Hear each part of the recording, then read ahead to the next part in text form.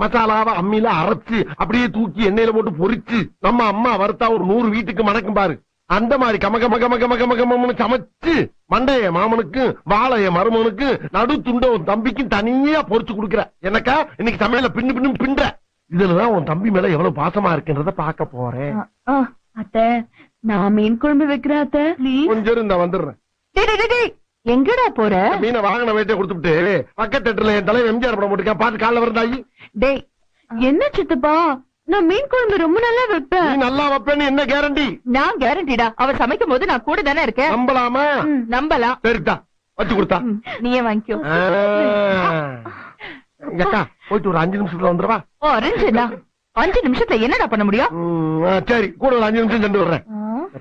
மீனை பச்சையா பாக்கும் போதே நாக்கு துடியா துடிக்குதே.